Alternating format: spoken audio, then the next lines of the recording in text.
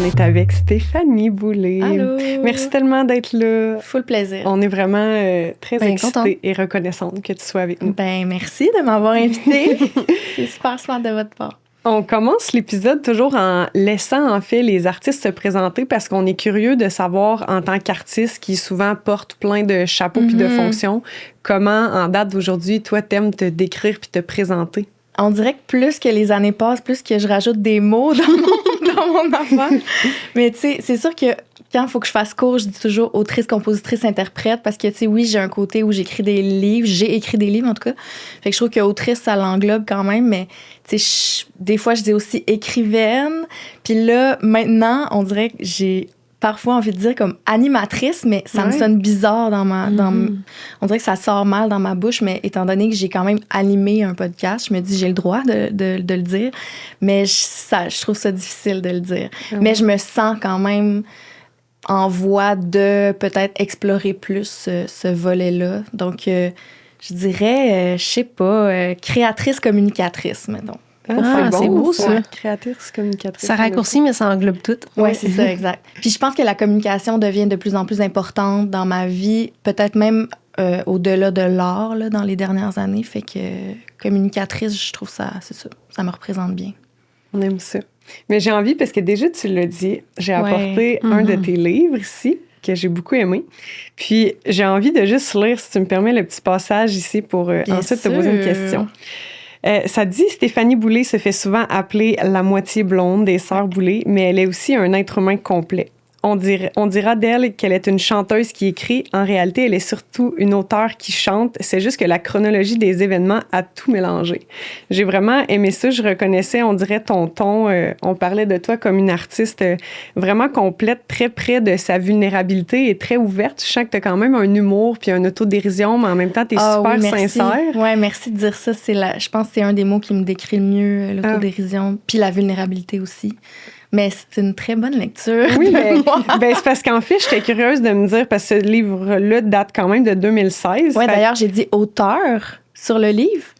C'est avant que autrice soit. C'est drôle parce que le temps passe tellement vite. Une auteure, par exemple, avec un... Oui, mais maintenant, j'aurais jamais dit une auteure. J'aurais dit une autrice. On dirait que le mot auteur me fait comme oh my God. Mais on n'était pas rendu là. J'étais pas rendue là en 2016. Preuve papier que tout évolue.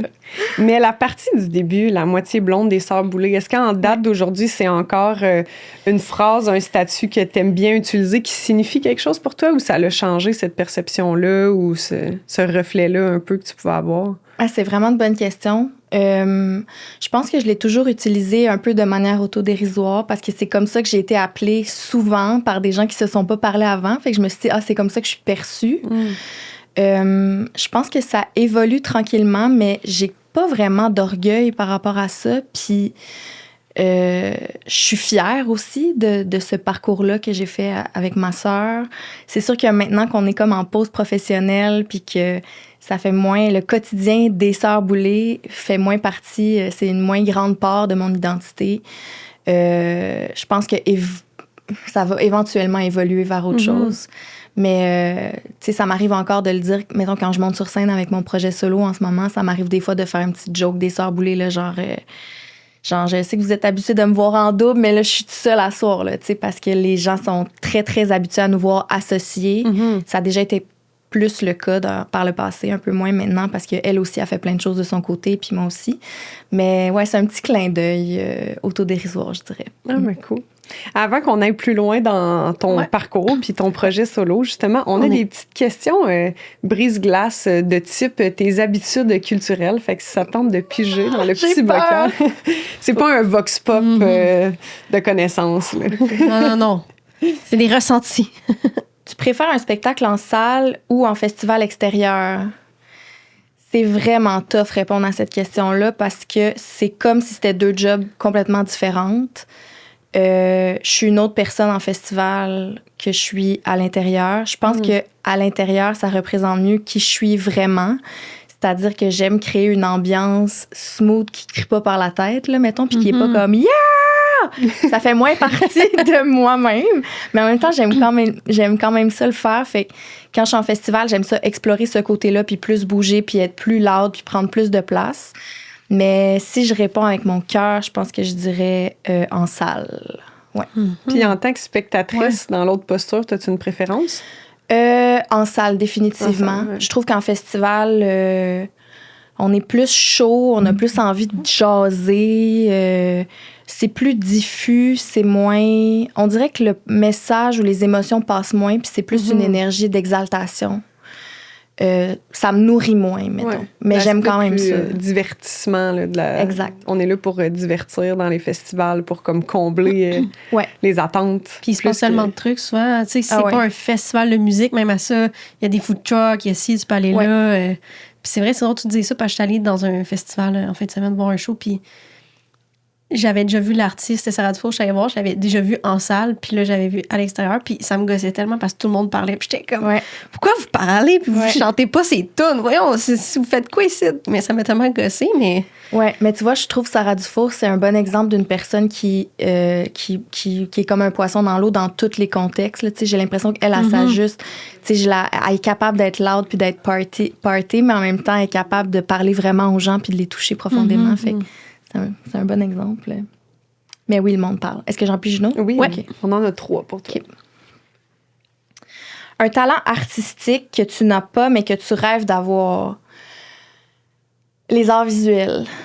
Ah ouais? Ouais, c'est une des affaires que j'envie de ma sœur, parce que ma sœur a fait beaucoup d'arts visuels. Elle a fait du dessin, elle a fait de la poterie, mais de façon comme professionnelle, elle vendait ses œuvres parce qu'elle est vraiment bonne. Puis moi, mettons, je pense que si on mettait un de mes dessins dans une pile de dessins d'enfants, puis on demandait « trouve le dessin d'adulte », je pense pas que le monde trouverait. Moi, je suis dans la même équipe que toi. Là, je dessine une maison, encore un carré avec un triangle, puis une cheminée rectangle sur le côté avec un soleil. Là, puis c'est ça, mes compétences. Jamais évolué. Puis c'est drôle parce que quand j'étais en maternelle, j'avais gagné il y avait un concours de dessin. Je sais pas s'il y avait ça, vous, quand vous étiez à l'école, mais il y avait un concours de dessin des jardins, genre. Puis en maternelle, j'avais gagné le concours de dessin, mais j'ai piqué en maternelle. Fait que ça me complexe un peu. Étant donné aussi que ma sœur a le talent musical plus que moi, puis en plus le talent de dessin. Attends, je n'ai-tu manqué? Je sais plus c'est lequel que j'ai. OK, oui, c'est bon. Mais c'est drôle, ça. Est-ce que tu penses que si ta sœur avait pas eu ce talent-là, c'est ce talent-là qui t'aurait tenté aussi? C'est une très bonne question. Ouais. Moi, des fois, on veut, quand les gens près de nous ont un intérêt similaire, puis qu'ils prennent la place, surtout si on est très empathique, on les laisse évoluer, puis on est un peu dans l'ombre à les regarder faire leur pratique. Oui, mais ça, dans notre cas, ma sœur puis moi, je pense que si ça avait été ça, j'aurais jamais chanté non plus, parce qu'elle a chanté bien avant moi, puis elle était comme la jeune prodige là, de notre région, elle était comme élue là, par la prof de musique, puis elle faisait des shows quand elle avait 6-7 ans déjà. Puis au début de ma vie, je me sentais comme si je pouvais pas le faire parce que j'étais moins douée, parce que je voulais pas prendre une place qui m'appartenait pas, jusqu'à ce que j'aie 14 ans puis que je fasse « OK, j'essaie quand même. » C'est pas, ça se divise pas. Tout ça, je peux quand même exister, même si elle existe dans cette lumière-là. Fait que je pense pas que c'est ça. Je pense que c'est comme si je me sens à l'aise dans beaucoup de sphères artistiques. Je sais que, mettons, en littérature, j'ai un certain talent. Je sais que je suis capable de bien comprendre les mots, de bien filer tout ça. J'aime pas ça, pas comprendre un langage. J'aime pas ça, pas maîtriser quelque chose. Ça me fait sentir vraiment poche, puis ça me fait sentir limitée. Comme dans la vie, j'ai quand même confiance en le fait que je peux apprendre vite, je suis curieuse, je suis très résiliente, je suis vraiment débrouillarde. Fait que je me dis, peu importe ce que je choisis, on dirait que je peux y accéder, genre. Mais ça, vraiment pas. Puis j'aime pas ça. J'aime vraiment, vraiment pas ça. Ça me challenge, comme ça me fait sentir fru. Ah oui. Ouais. Puis mettons le côté visuel, parce que tu as dit art visuel, puis on est allé tout de suite dans le côté dessin, mais tu sais, tes vidéoclips, là. Ouais. Puis tu fais de la photo, non? J'ai commencé, mais tu sais, je suis vraiment au début de tout ça. J'ai commencé à faire de la photo, puis très bon point, en fait. J'ai commencé... Ça, c'est de l'art visuel. T'as raison. Puis je peux dire, en toute non-humilité, que je pense que je suis vraiment bonne en montage. Puis ça, je savais pas. J'ai découvert ça l'année passée. Je savais même pas comment utiliser un logiciel. C'est mon chum qui m'a appris. Puis j'ai appris full vite. Puis il m'a dit, dès le début, il m'a dit, t'as vraiment l'œil, comme go for it, t'es bonne. Montage Puis, vidéo. Vidéo, ouais. Puis même, tu sais, photo, une belle composition d'images. Je suis pas pro parce que j'ai tellement à apprendre encore, mais c'est un truc, en effet, que je pense que je peux arriver à maîtriser éventuellement, puis qui m'intéresse. Parce qu'en plus, si tu le merges avec la musique, puis tu as déjà une compréhension de la musique, puis là, tu fais juste rajouter un visuel, mais si t'es capable de raconter une histoire dans la façon d'écrire, puis dans la musique, ben là, tu rajoutes les images à ça, puis c'est complet, là. Fait que je peux comprendre le lien entre les deux. Oui, ça donne une espèce de... J'aime pas le mot contrôle parce que ça a l'air péjoratif, mais comme le matériau artistique devient plus... Tu sais, comme tu dis, de marier l'image à la musique. Moi, quand j'ai fait mon dernier album, j'avais vraiment en tête comme un lore, là, comme un univers, une histoire, une esthétique. Puis j'ai tout de suite fait, moi, je fais des Pinterest là, quand je commence un projet, même quand c'est pas moi qui va faire le visuel. Mais là, de pas mêler quelqu'un qui comprend pas ou qui connaît pas ou qui me connaît pas, ça favorise une plus grande cohésion. Puis ça fait que quand les trucs sortent, c'est comme, on reconnaît, on comprend, on se situe. Ça raconte une histoire, ça raconte quelque chose d'entier. Puis c'est quelque chose... Je voulais vraiment accéder à ça. C'était important pour moi un jour d'y arriver pour... J'adore avoir des collaborateurs, puis je vais toujours avoir besoin de collaborer avec des gens. Mais là, on dirait que je suis plus chef d'orchestre de mon projet de cette façon-là, genre. Ben oui, parce que dans le sens que souvent, les idées, quand on en a plein, ben là, t'as une nouvelle petite porte de « Ah, mais cette idée-là, en fait, j'ai pas écrit une toune, mais ça vient compléter ce que j'avais comme vision. » Tu sais, c'est juste plus complet comme histoire, en fait. Vraiment.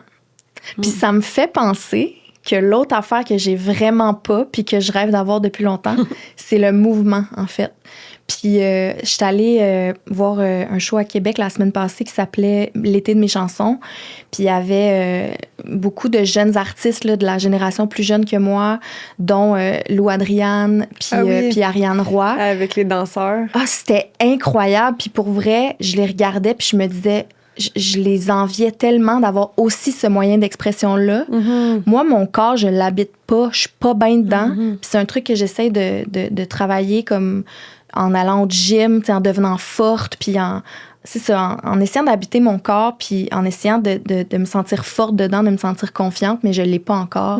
Puis c'est vraiment un truc qui me manque, puis qui m'émerveille chez les autres personnes, genre.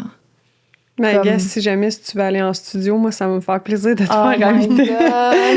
J'adore. Moi, tes chansons, là, ben, l'album est plus récent, fait que je l'ai moins exploité, mais avec les Sœurs Boulay, j'ai tellement fait de chorégraphie avec mes élèves. Puis pendant la COVID, on avait fait je sais pas si tu te rappelles, avec les danseurs. Fait que définitivement, puis je pense que ça serait intéressant parce que votre mélodie puis vos mots ont une poésie différente.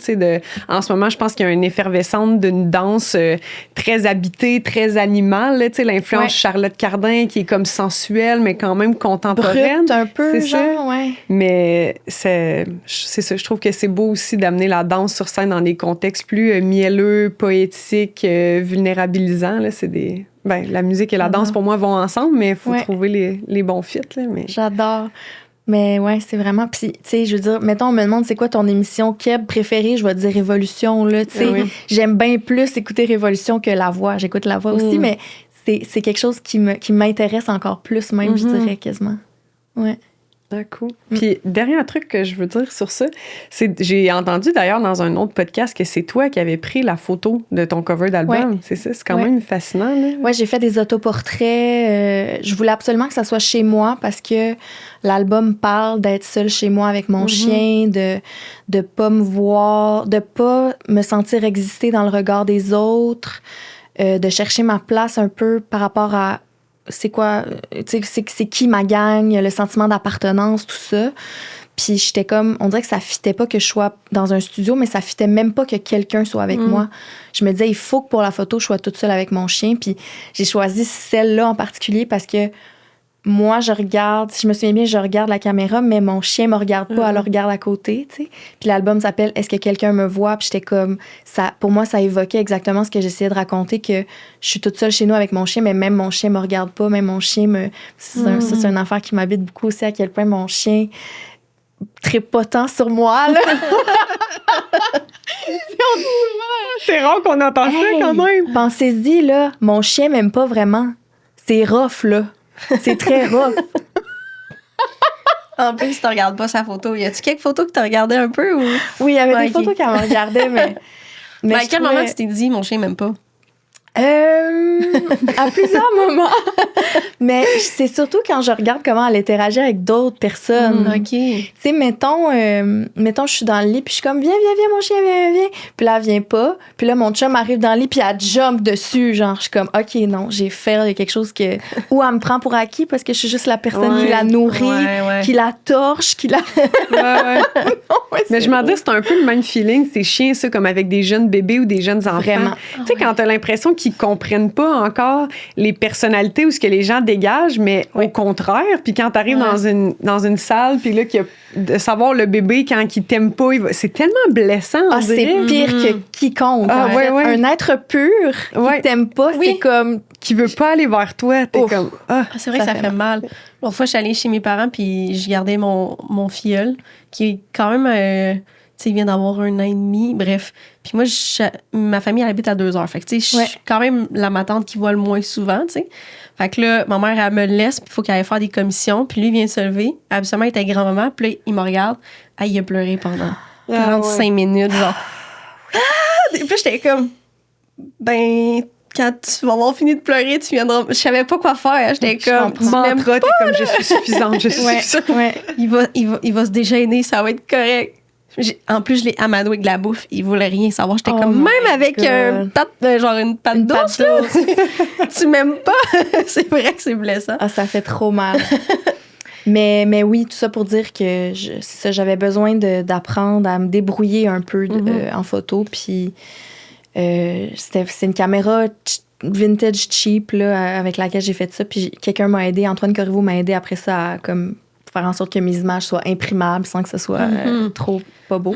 Comment t'as trouvé ça, faire des autoportraits? Très challengeant. Ouais, je me disais, j'aimerais pas ça que quelqu'un me voie en ce moment. C'est comme... C'est intime. C'est très intime. T'en fais beaucoup, Ouais, c'est vraiment bizarre. T'étudies plus, tu comprends plus tes angles. Puis en même temps, on dirait que c'est plus joué encore. Tu joues... Quand t'es avec un photographe, il y a une énergie qui circule, qui est réelle. Puis t'es pas en train de 100% jouer une game. On s'entend, une séance photo, c'est apparaître, c'est comme... jouer. Ouais. Mais si tu te laisses diriger par le photographe qui te met à l'aise puis qui t'emporte dans comment lui te voit... Oui. Ben, c'est moins se regarder puis essayer de se placer, tu sais. Exact. Tu suis ce que l'autre dit, mettons. Exact. Ben, là, c'est étrange comment on fait plus souvent confiance aux autres qu'à nous-mêmes. Là. C'est aussi ça que ça 100%. reflète pour moi. Là. Quand on laisse quelqu'un nous guider, on s'abandonne, alors que quand c'est juste nous, dans notre intimité, on pourrait penser qu'au contraire, il n'y a personne pour nous regarder, pour nous juger, mais en même temps... On est notre pire critique. Vraiment. On est vraiment... J'ai déjà essayé d'en faire aussi 2-3 fois des autoportraits. Sous plusieurs façons. Là, j'en ai même fait un peu des plus nus parce que j'avais fait des photos boudoir avec mon ami, puis j'étais comme... Je demande où les gens se mettent vraiment vulnérables devant moi, puis moi, je l'ai jamais fait. Puis... mais good job, par exemple, d'avoir eu la sensibilité de... Ouais, puis aussi, je l'ai fait moi-même, mais je l'ai fait aussi avec un autre photographe en mode... Les deux, on est photographes, fait qu'on se pratiquait pour on essayait des trucs, mais j'étais comme... Je veux voir un peu c'est comment les gens se sentent quand ils viennent dans cette optique-là. Tu sais, j'en ai pas fait souvent, là. Puis c'est pas des trucs que je cherche où je fais un portfolio puis je suis comme, veux-tu que je te photographie en boudoir? Mais c'est plus des gens qui, comme mes amis après la pandémie, qui avaient besoin un peu de se réapproprier leur corps puis de reconnecter, puis qui ont choisi cette façon-là, que j'ai trouvé ça vraiment formidable, qui soient à l'aise de me le demander, tu sais, de le faire, mais c'est très vulnérabilisant. Ça a-tu changé comment après tu l'es fait, de le faire toi-même? Oui puis non, dans le sens que j'étais contente de me mettre un peu dans leur position puis de sentir l'inconfort ou le challenge que c'était, mais je pense quand même que en tant que photographe, ma partie préférée, c'est rendre les gens à l'aise puis faire des portraits puis être one-on-one. Fait que je pense quand même que j'avais déjà un côté très sensible puis à l'écoute, tu sais. Fait que je pense pas que ça s'est ajouté. Je pense que ça a juste rajouté une couche de compréhension, mettons. Mais je pense que le côté sensible un peu, je l'avais déjà. Mais, ouais. Parce que aussi, le côté challengeant, c'est que, admettons, moi, j'adore mes seins, OK? Je sais, on s'en va vraiment ailleurs. Mais moi aussi, j'adore mes seins, oui! Fait que là, moi, j'étais comme, tu sais, la photo un peu en jeans, nu boobs, là, c'était comme, ça va être la plus belle photo que je vais aimer si j'aime mes seins. Puis j'ai trouvé ça vraiment tough. J'étais comme devant l'autre photographe. J'ai tout le temps gardé quelque chose. J'ai jamais comme été front. J'étais comme, c'est la partie de mon corps que j'aime le plus. Puis tu vois. Je trouve ça challengeant de la montrer. Fait que j'étais comme, c'est ce bout-là que j'étais comme, c'est donc bien confrontant. T'imagines les parties que j'aime moins? Si la partie que j'aime le plus, je le fais pas. En tout cas, fait que ça, c'était... C'est pour ça que chapeau d'avoir fait tout ça, en plus qui est rajouté à l'histoire de ton album, là, mettons. Ouais, mais je suis vraiment fière. T'sais, quand j'ai sorti ça, je me suis dit, bon, j'ai accoté mon plein potentiel avec ça. Comme je pouvais pas faire mieux, c'est impossible. J'ai tout donné. J'ai tellement mis de temps là-dedans, j'ai tellement mis d'énergie. J'ai rien caché, j'ai tout livré. Je suis comme... puis d'ailleurs, j'ai rien créé depuis, là.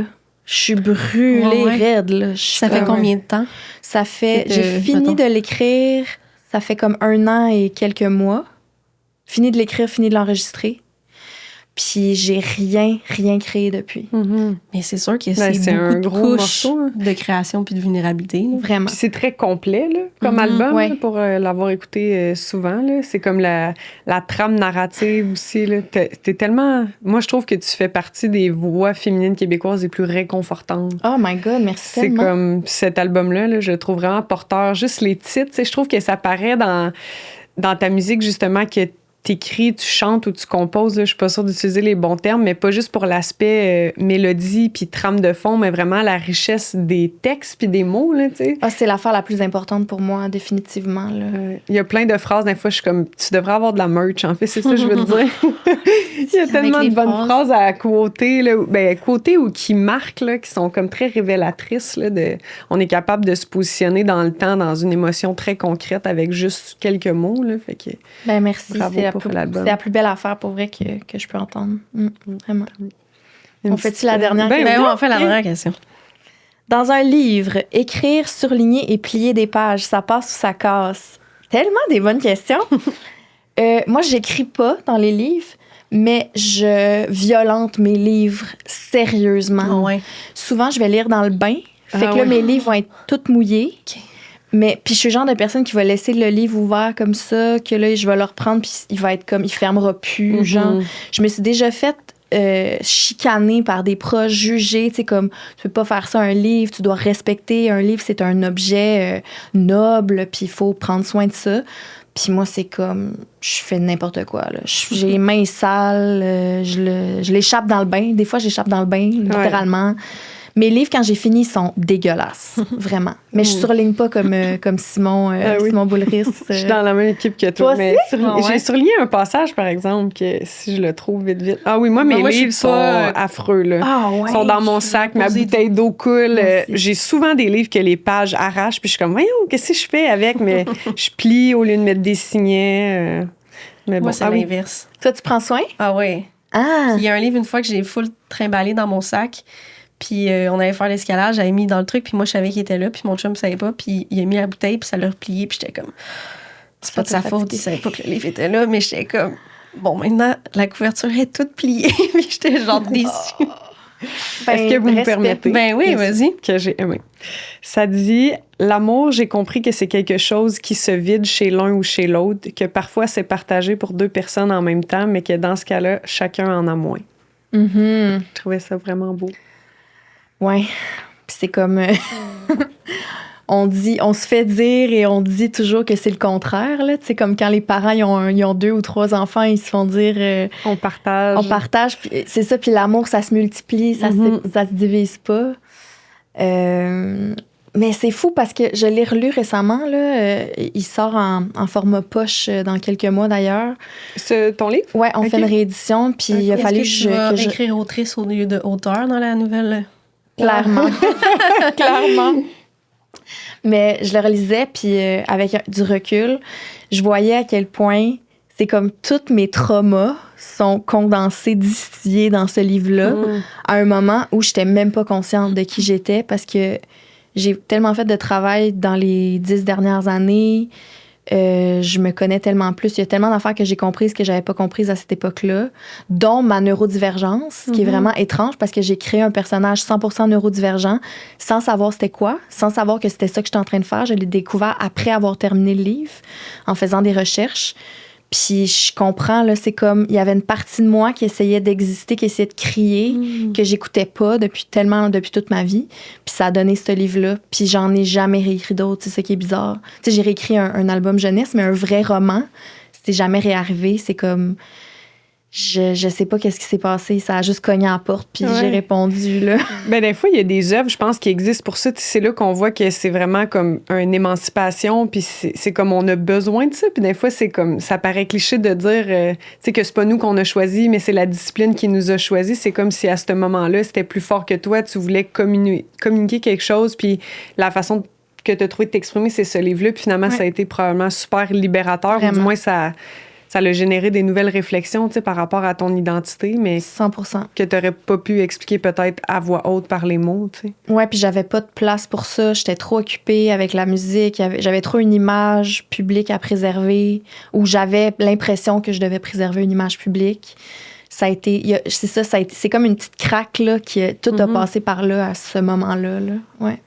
Puis est-ce que, là, je fais peut-être des liens par rapport, mais ton balado que tu as, c'est sur la neurodivergence, je me trompe pas? Exact. Est-ce que c'est ce balado-là puis cette prise de conscience-là qui t'a donné envie de rééditer ce livre-là ou c'est juste... Ça a juste à donner comme ça. Dans le fond, c'est que... Ben, je sais pas si c'est pour ça. C'est vraiment la maison d'édition qui m'a demandé de le rééditer, mais le livre a été publié en France juste après la pandémie, je pense, 2022, je vais pas dire n'importe quoi, ou 2023. Puis c'est vraiment weird parce que j'ai gagné comme un prix de l'Académie française là, avec ça. Que je suis pas allée chercher d'ailleurs, puis il y a du monde qui m'a vraiment chicané parce qu'il y avait comme une grosse cérémonie vraiment full officielle avec du monde chic en toge, là. Puis c'était où? C'était à Paris. Okay. J'étais comme, je suis bien trop cassée pour aller à Paris, genre, je vais pas aller là, je peux pas, j'ai juste pas d'argent, tu sais. Puis je me suis fait chicaner, là, genre, quand est-ce que tu reçois un prix de l'Académie française dans ta vie? Il aurait fallu que tu y ailles. Mais il paye pas, mettons, mon premier réflexe, c'est de dire, non. Tu sais, c'est quand même drôle, par exemple, quand tu... C'est vrai. Tu sais, c'est la partie d'un fois artiste que, comme, tu sais, t'es invité, mais faut que tu payes, tu sais, les dessous que t'es comme oui, mais non, tu sais, parce que... Pourquoi t'es pas là? Ben, parce qu'il fallait, j'achète un billet pour aller à Paris. Ça m'a coûté 5 000 aller à Paris. Quand même pas à sous-estimer, là. Puis, tu sais, je veux dire, quand tu vas là-bas puis que tu payes ton billet d'avion puis que tu reçois un prix, tant qu'à ça, t'es comme, ben, m'a pas faire du camping ou dormir dans un trou miteux, là, mais aller à l'hôtel. Tout à fait. Mais le glam life, cher, le prix. Ouais. D'ailleurs, je vais le nommer parce que pour les gens qui nous écoutent juste à l'audio, je pense pas qu'on a dit le titre, mais ton livre, depuis on parle tantôt, c'est À l'abri des hommes et des choses. Définitivement. Merci. Je l'avais pas lu, je vais le lire. Oui. Moi, j'ai lu l'autre, Animal. Ah oui! Ouais. Ça, tu vois, c'est mon affaire préférée que j'ai écrite ever. Ah ouais? Mais moi, je connaissais pas du tout l'existence. Elle me parlait de ça, elle était comme, je voulais amener son autre livre, puis j'étais comme, son livre jeunesse, puis elle était comme, non, l'autre, puis j'étais comme, quel autre? À la base, c'était une nouvelle que j'ai écrite dans un collectif. C'était comme une résidence de création dans un studio qui s'appelle le B12, qui est vraiment un cool studio d'ailleurs, où j'ai déjà enregistré des albums, mais c'était une grosse résidence organisée par le propriétaire, en fait, du studio. On était plein d'auteurs, dont Simon Boulris, dont plein de monde. Puis il fallait qu'on écrive une nouvelle avec quelques indicateurs, quelques thèmes, dans le fond. Puis moi, je revenais juste de la chasse avec mon père, puis on avait abattu, puis tout. Puis j'étais comme complètement transcendée par cette expérience-là. Puis ça, encore une fois, ça a juste fait... J'ai genre écrit ça de façon fulgurante, là. Puis, encore une fois, plein de traumas, plein d'affaires par en dessous, dans un univers qui a l'air d'être loin de qui je suis, mais que finalement, quand tu creuses, c'est comme 100% moi, là. Fait que, ouais, ben merci. Je savais pas à quel point ça avait circulé. Ben, ouais. J'aime ça, des fois, juste aller à la librairie pour fouiner, puis I guess que je l'avais trouvé un moment donné, puis j'étais comme, ouais. Très en cool. plus, c'est tout petit, là, justement. C'est mini. Mais est-ce qu'il existe, là, tu l'as mis en format livre, mais ça veut dire qu'il existe dans un livre où il y a toutes les autres nouvelles? Exact. Ça s'appelle Les disparus d'Élie. OK. C'est ça, j'essaie de me rappeler, là, c'est sûr, j'oublie tout le monde, mais il y avait plein d'auteurs vraiment nice là, qui ont écrit sur... C'était comme un thème mystérieux. Il fallait écrire quelque chose de mystérieux, d'un peu trouble. Puis moi, ça a donné ça, ouais. Mais moi, ce livre-là, en fait, c'est que ça me fait penser aussi... par rapport au côté chasse, là, quand vous avez fait le vidéoclip, qui a vraiment eu un gros effet quand même, là, vu que dans le vidéoclip, vous tuez un chevreuil. Ouais. Comment t'as vécu le fait de sortir de quelque chose? Parce que moi, je trouve que ça a vraiment bien été fait, mais j'ai l'impression que ça a été beaucoup critiqué. Très. Fait que c'est comme on a reçu des menaces de mort. Ouais. Ah ouais, ouais. Puis des appels au suicide, là, puis c'était vraiment intense. C'est ça, c'est un vidéoclip où on est allé à l'île d'Anticosti, puis on est à la chasse à l'île d'Anticosti, puis on voulait comme faire connaître l'histoire de l'île d'Anticosti parce que dans le fond, les cerfs, les chevreuils sur l'île d'Anticosti, ils n'ont pas de prédateurs naturels, fait qu'ils se multiplient jusqu'à... En fait, s'il n'y a pas de chasse sur l'île, ça crée un débalancement total dans l'écosystème. Puis les chevreuils finissent par mourir parce qu'ils n'ont plus assez de nourriture, parce qu'ils sont trop, parce qu'il y a trop de maladies. Fait que la chasse, c'est comme un moyen de conserver l'équilibre sur l'île parce qu'il n'est pas supposé d'avoir de chevreuils à la base sur cette île-là. Okay. C'est un chocolatier là, qui s'appelle Henri Meunier qui a comme amené les chevreuils pour faire un paradis de chasse. Là. Il avait acheté l'île, puis c'était comme ça son buzz. Puis ils ont juste perdu le contrôle, tu sais. Mais on voulait parler de l'histoire d'Anticosti, mais aussi se questionner sur... qu'est-ce que ça représente de consommer de la viande dans notre société? Si on consomme de la viande, est-ce qu'on est à l'aise avec vraiment la connaissance proche de savoir qu'il y a un animal qui est mort pour ça? Puis moi, j'étais déjà dans ces questionnements-là, puis ma sœur aussi, parce que la chasse, c'est une tradition familiale depuis plusieurs générations qu'on a voulu continuer pour voir c'était quoi, tu sais. Puis je pense que c'était la première fois que je tuais un animal. Puis on l'a sur caméra, tu sais. Fait que c'était vraiment comme on pleurait, c'était extrêmement bouleversant. Puis mon rapport avec la viande n'a jamais pu être le même après. Ça a comme tout changé. C'était vraiment une grosse... En fait, c'est ça qui m'intéresse dans la création, Puis c'est ça que j'ai essayé de faire avec mon dernier disque aussi, c'est que l'art s'intègre dans la vie, puis que la vie s'intègre dans l'art, puis qu'il y a quelque chose de l'ordre de la transformation qui se passe en même temps que tu crées, puis en même temps que tu essayes quelque chose. Faire œuvre utile. Mais je sais pas si c'est œuvre utile, mais en tout cas, je trouve que ça fait que tu racontes une histoire c'est une vraie histoire, c'est incarné, puis il y a une évolution entre la personne que tu es avant puis la personne que tu deviens en le faisant, tu sais. Ouais, peut-être plus, que, tu sais, l'art, c'est un vecteur de transformation sociale, là, identitaire, là, que ça trouve résonance, en fait, en nous par différentes portes d'entrée. Là. Ouais. Puis c'est ça, je trouve... En tout cas, c'est ça qui m'intéresse. Puis, tu sais, comme... J'ai rencontré une jeune femme, je change un peu de sujet, mais j'ai rencontré une jeune femme il y a quelques semaines qui est autiste, puis elle m'a dit qu'avant de... je recommence au début. Oui, c'est Il y a un organisme qui s'appelle Trouve ta voix, puis là, je suis en train de m'impliquer auprès d'eux, d'ailleurs, comme bénévole, mais ça s'appelle Trouve ta voix, c'est pour les personnes différentes, puis c'est des ateliers d'art, en fait, donnés par des professionnels, là, pas genre on va dessiner des maisons, tu sais, vraiment, il y a des peintres, il y a des photographes, il y a des chorégraphes, il y a des chanteurs, des musiciens qui viennent enseigner l'art à ces personnes-là. Et justement, cette femme-là, elle me disait qu'elle allait depuis quelques années faire de la musique, de la danse. Elle voulait tout essayer. Puis elle est en train de me parler, puis elle m'a dit « Je te parlerais pas en ce moment si je n'étais pas allée à Trouve ta voix, apprendre à créer. » Oh, wow. Parce que je parlais pas avant, je parlais à personne. J'étais comme, à personne était comme à personne, littéralement. Elle dit, je pourrais jamais être en train d'échanger avec toi en ce moment si c'était pas tout ça, tu sais.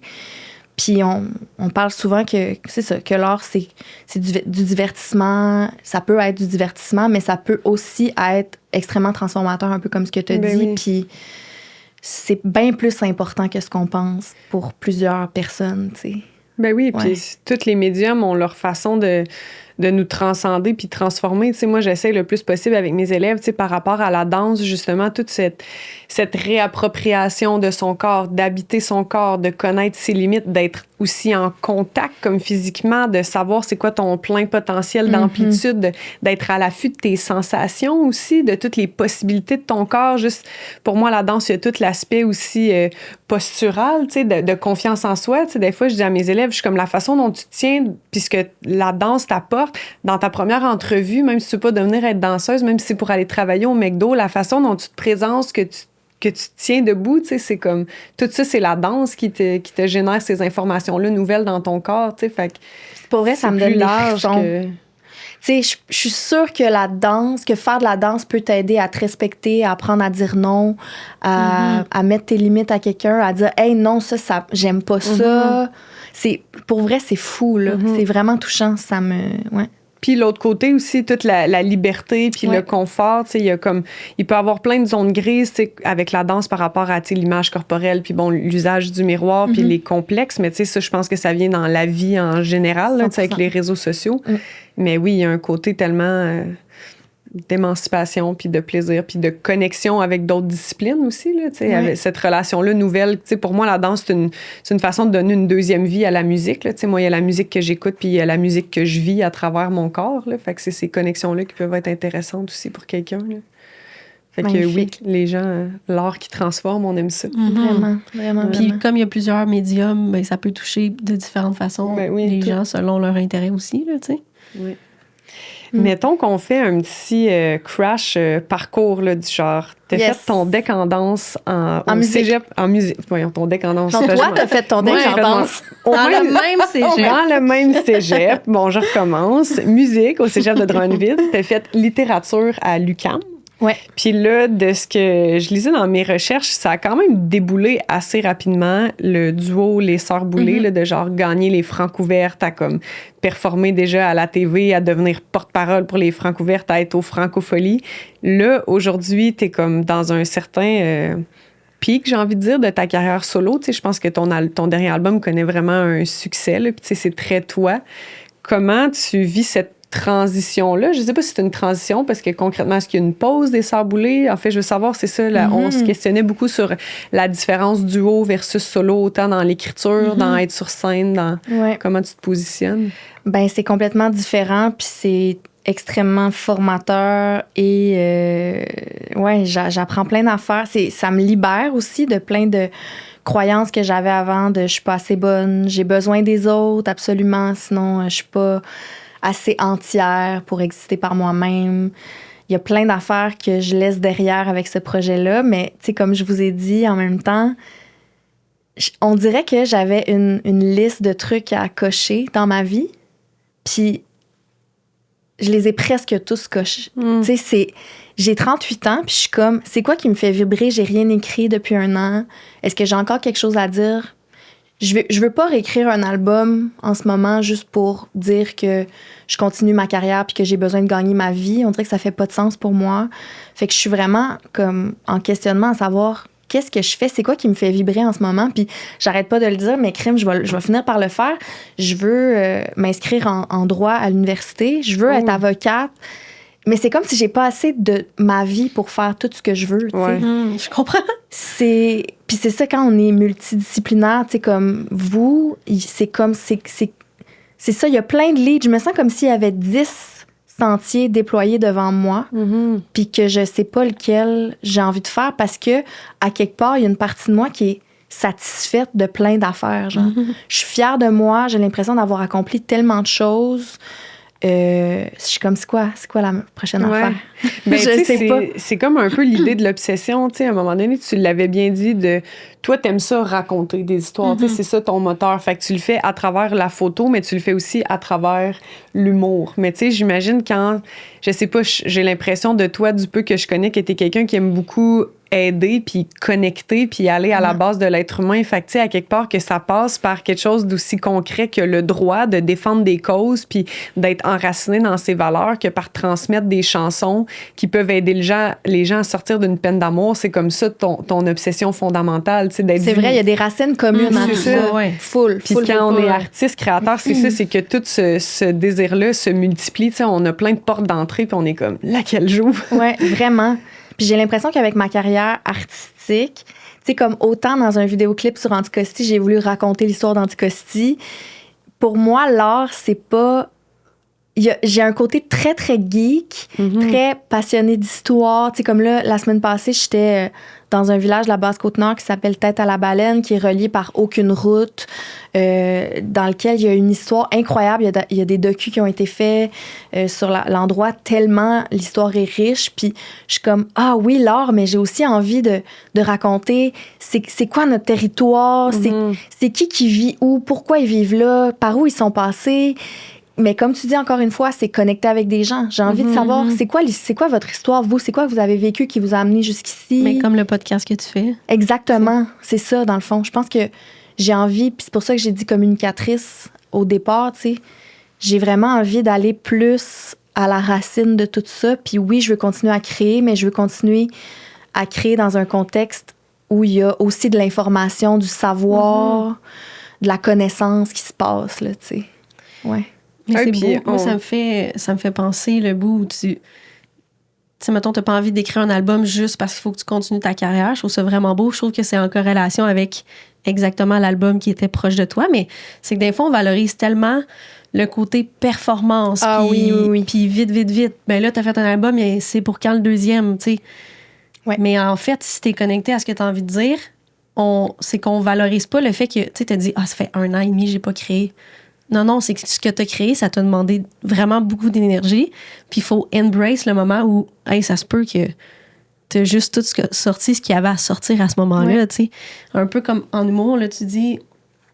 Moi, je raconte des anecdotes, puis des fois, je trouve ça tough parce que j'aime ça aller sur scène, raconter un truc, mais je le sens quand que j'ai fini de parler de ça.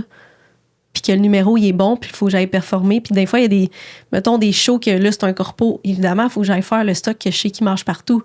Ouais. Mais je le sens, le moment où je suis comme, mais j'ai fini de parler de ça, même si le numéro, il est encore bon, puis il existe. Ça t'habite plus. Ça m'habite plus, tu sais. Ouais, des fois, on fait le tour du sujet, tu sais, on accouche d'un projet, puis on est comme, c'est beau. Ça.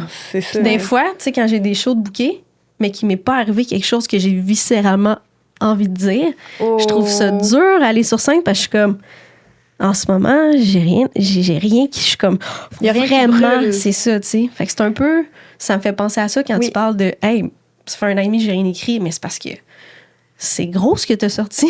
Oui, puis en ce moment, je peux pas accoter ça. Ça sert à rien, là. Il y a rien que j'ai à dire qui va être aussi vibrant, brûlant que ce que j'ai sorti là.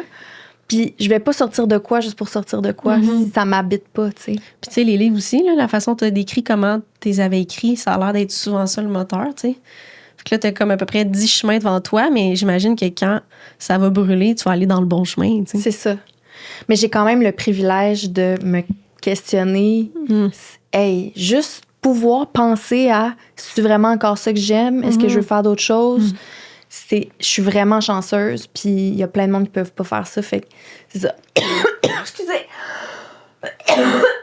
Mon Dieu. De l'eau. J'ai senti que ça montait. Ah, mon Dieu. Pause haut. C'est moi-même. Peut-être que ça, on pourra dire à Maxime qui me coupe. Avec ma petite larme qui coule. Oui, c'est ça, dans le fond. Le moment où ça fait mal aux oreilles. On te pose une question, puis là, tu pleures. Alors oui, elle n'a pas besoin de ça pour me faire pleurer, mon doux Seigneur. Elle sera pas longue. C'est correct, prends ton temps. Mais ouais, c'est juste, ça m'a fait penser à ça, le côté où ça paraît qu'on valorise beaucoup la performance, puis qu'on oublie que créer, il y a des moments où il faut juste se ressourcer, puis mijoter d'autres choses, tu sais. Vivre quelque chose. Ouais. Mais c'est pour ça, je pense que c'est important aussi autant entre artistes que pour monsieur, madame, tout le monde, de valoriser le processus de création. Puis moi, je trouve ça le fun qu'on soit de plus en plus, avec les réseaux sociaux, à amener les gens dans l'envers du décor, parce que on voit pas non plus, tu sais, les gens, je sais pas à quel point il y en a qui savent qu'un album, ça peut prendre 1 à 2 ans à écrire, tout ce qui est derrière, puis que ça aussi, c'est de la création. On est de retour d'une pause méditation.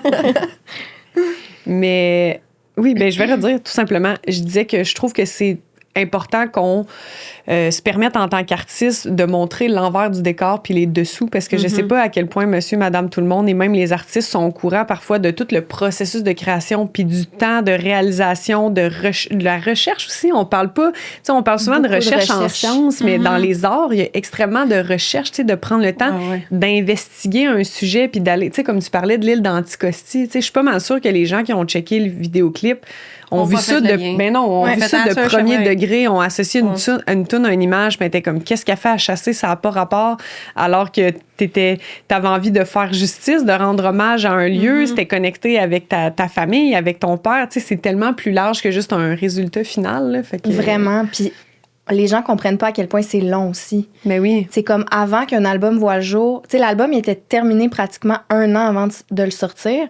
Puis pendant cette année-là, j'ai pas rien fait. Là. J'ai juste préparé toutes les petites pierres que tu mets avant la sortie. Puis il y a des gens que c'est encore pire que ça. Tu sais, j'ai vu Hubert Lenoir sur scène justement en fin de semaine passée, puis il disait, ça fait 3 ans que je suis en studio.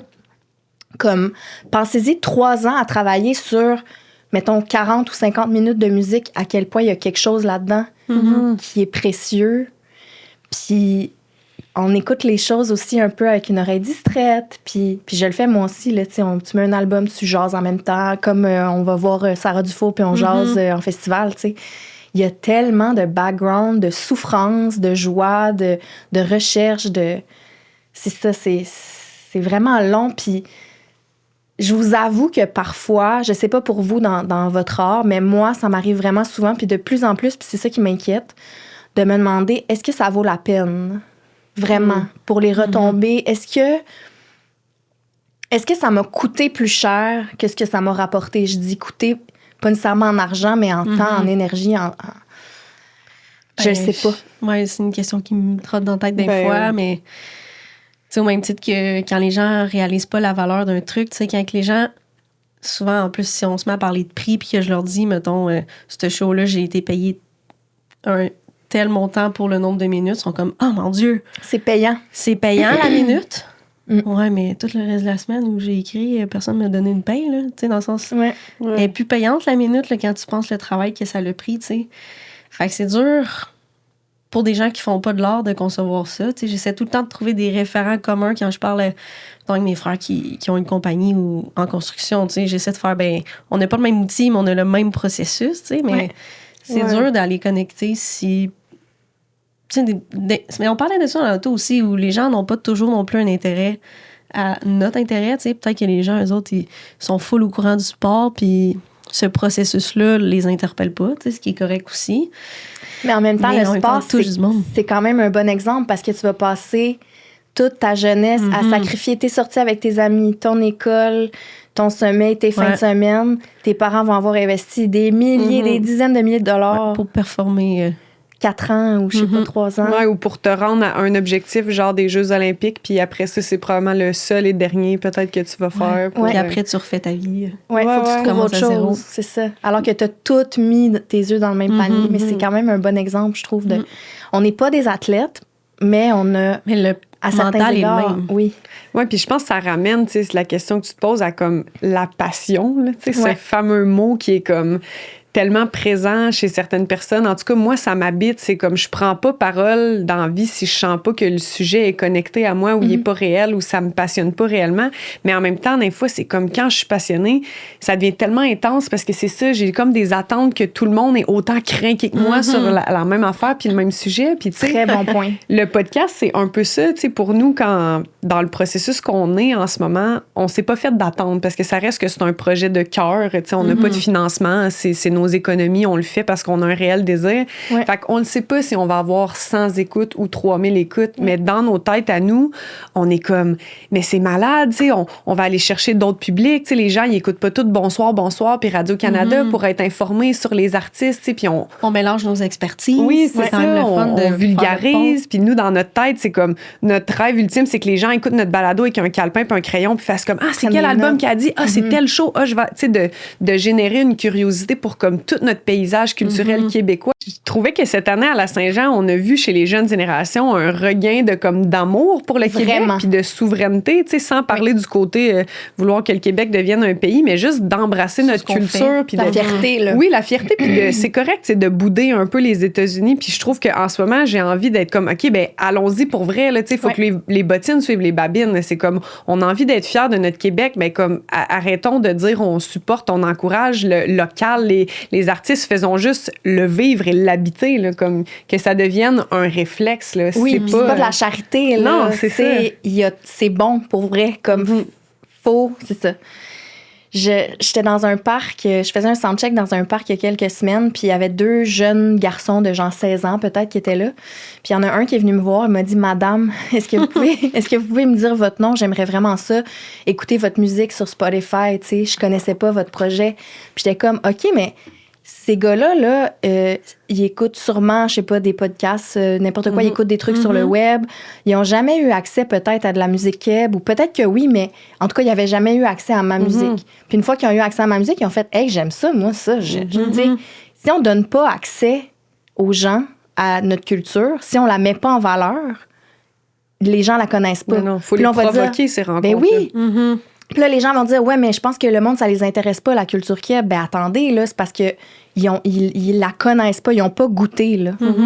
Faut le faire goûter avant de savoir, tu sais. Puis Mathieu Lacombe, je sais pas si c'en est où, là, mais tout le projet numérique, là, ils veulent accorder plus de temps. Puis il y a eu des groupes de spécialistes de recherche sur surtout l'aspect justement des balados, comme étant une nouvelle courroie d'information vers les jeunes. Puis il parlait qu'il était en train de déposer un projet de loi pour Spotify, justement, qui te géolocalise. Fait que si t'es un touriste ou t'es un Québécois au Québec, quand t'ouvres Spotify, les premiers trucs que tu vois, c'est de la musique québécoise. Puis quand il parle de ça, je suis comme, ben oui, mais ça devrait déjà être ça. Dans le fond, tu te déplaces dans le monde, tu vis à un endroit, tu devrais être au courant de ce qui se passe ici. Comme quand tu ouvres Radio-Canada. Spotify, c'est un des nouveaux Radio-Canada. Apple Music, Balado, Audio.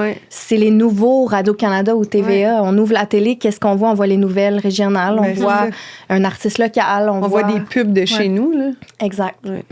On parlait tantôt, avant qu'on finisse, j'ai pensé à un truc, parce qu'on parlait de... Maintenant, on est tellement happé par tout ce qui se passe, on écoute la musique d'une oreille, tu sais, puis on prend pas le temps d'écouter un album. Justement, au show de Sarah Dufour, j'ai vu mon cousin, puis lui, il me parlait que il écoute jamais rien sur Internet, il achète des CD, il écoute les CD. Encore, ouais. Mais moi, tout, j'ai fait le saut. Après, ça m'a pas étonné de lui. C'est parce que les autos, moi, ça serait mon premier réflexe. Les autos ont plus de lecteur CD, puis c'est l'endroit où j'écoute le plus de musique. Mais lui... Il a vraiment un amour pour la musique depuis vraiment longtemps. Il aime découvrir des trucs, mais il aime ça écouter l'album du début à la fin. Puis il a quel âge, ton cousin? Il est un peu plus... Moi, il doit avoir 38, peut-être. Quand même! 38, il est bien hot, ton cousin. Ouais. Fait que là, j'ai fait... Ben oui, on dirait que ça m'a rappelé qu'on n'écoute plus les albums puis l'histoire au complet de A à Z. On met la première tune parce que c'est la plus populaire, mais peut-être qu'elle est au milieu de l'album puis ça a une importance qu'elle soit au milieu de l'album, tu sais. Tout à fait. Puis j'ai trouvé ça... Fait que là, c'est pour ça, parce qu'il m'avait dit qu'il était au show de Sarah Dufour, parce qu'ils se sont fait donner des billets en cadeau. Puis là, maintenant, ils l'ont aimé, puis là, il est allé acheter son CD, puis là, il l'écoute, mais tu sais, il l'avait pas écouté avant parce que s'il achète pas le CD, il veut pas aller sur Spotify, des trucs comme ça. Mais là, la rencontre a été provoquée. Ouais. Et la connexion s'est faite. Exact. Et voilà, pas plus compliqué, tu sais. Ouais, c'est fou. On termine toujours notre balado avec des petites recommandations culturelles du moment. Fait que si tu as envie de nous partager, premièrement, peut-être dire le nom de ton album, parce que je pense pas qu'on l'a dit. Mon album s'appelle « Est-ce que quelqu'un me voit ?» sorti en 11 avril dernier.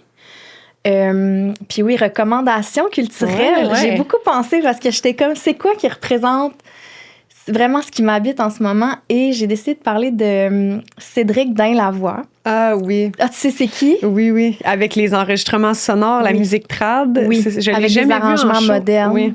Mais j'en ai beaucoup entendu parler. Je pense que tu aimerais vraiment ça. Ah ouais, OK. C'est, encore une fois, je parlais d'expérience, de processus créatif global, là, mais lui, je trouve que c'est un excellent exemple. Il y a en fait 3 albums, mini-albums qui s'appellent Archives, puis il y a les B-sides puis les C-sides. C'est ça. Je sais pas comment il a trouvé son matériel, là, mais c'est des vieilles archives des gens qui font des reels de violon ou qui chantent, qui font de la turlute ou qui chantent vraiment des chansons traditionnelles de l'époque, sur lesquelles il a créé des nouveaux arrangements qui sont extrêmement riches, avec des beaux accords, avec ça rajoute une espèce de nostalgie à la musique. C'est très moody, c'est très mystérieux. C'est vraiment une vibe. Puis ça me touche énormément parce que c'est un partage de savoir en même temps qu'un processus créatif, mais la musique est bonne aussi. C'est pas juste, on l'écoute pas juste en se disant c'est un artefact, c'est intéressant, je vais l'écouter, c'est bon pour vrai, tu sais. Puis je trouve que c'est un excellent exemple d'un artiste entier qui a une démarche. C'est important, là. Je trouve que c'est important ce qu'il fait. Je l'ai pas vu en show non plus encore, mais j'aimerais vraiment ça éventuellement.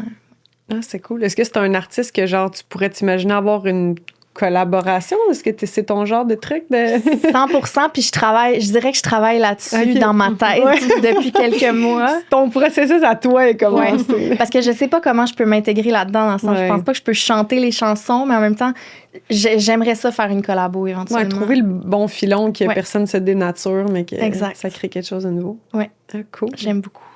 Est-ce que, t'as-tu encore une minute? Oui, bien sûr. J'étais curieuse de savoir, je sais pas si c'est une recommandation que tu ferais, mais la série Libre dès maintenant, moi, je l'ai adorée, mais j'ai cru comprendre que t'avais quand même un lien avec... C'était pas clair pour moi, là, d'attachement à cette série-là. Très bonne question, puis je suis vraiment contente qu'on en parle. C'est mon beau-frère, Guillaume Wagner, qui est le chum de ma sœur, qui a écrit cette série-là. D'ailleurs, elle sort comme là. Oui, la saison 2. La première saison, en fait, était disponible sur tout.tv, mais là, elle sort vraiment à la télé. Okay. Puis la saison 2 est en branle. Je ne sais pas exactement les détails, mais c'est une série qui est librement inspirée de notre colocation. À ma sœur, moi, Elliot Maginot, JP Hébert, Myriam-Sophie Deslauriers, on était comme une grosse, on disait la commune. C'était pas vraiment une commune, on n'était pas tout le temps tout nus, mais parfois tout nus. On n'était pas tout le temps tout nus, ça veut dire qu'on était un peu tout nus. Mais c'était vraiment une belle époque de nos vies. Puis c'était à ce moment-là que Guillaume, le chum de ma sœur, est rentré dans nos vies. Puis étant extrêmement timide, extrêmement réservé, il était comme un peu en retrait, puis il nous observait tout ce temps-là, cohabiter ensemble. Et il construisait son histoire dans sa tête. Puis selon ses dires à lui, c'est comme une espèce d'hommage à l'amitié en général, mais aussi à notre amitié qu'on a encore à ce jour. Puis les personnages, évidemment, c'est pas 100% moi, 100% ma sœur. C'est comme un peu des melting pots de plein de gens qu'on côtoyait à cette époque-là. Mais il y a plein d'affaires qui sont arrivées pour vrai, là, des petites anecdotes drôles. Puis c'est vraiment extrêmement touchant. Oui, c'est vraiment une bonne série. C'est tellement beau, je suis tellement... Puis ma sœur a fait la musique, d'ailleurs, avec JP Hébert. Dans le fond, 2 des anciens colocs ont fait la musique sur la série. Fait que c'est vraiment un projet familial très, très touchant. C'est très cool. Mais je vais définitivement l'écouter, ça. Oui, c'est réconfortant. Bon. Ça fait du bien. Ça donne envie de retourner. En tout cas, moi, ça me donnait envie de reconnecter un peu avec ma vingtaine, là, de retrouver l'idée de coloc. Là, c'est quelque chose qui marche. D'amitié, comme de famille choisie, d'amitié au-delà de tout. Puis, Merci d'avoir été des nôtres. C'était vraiment intéressant. J'ai adoré. Merci beaucoup. Puis bonne série de spectacles. Merci. Ouais. Allez acheter vos billets pour son show. Oui! Laissez-moi pas seule!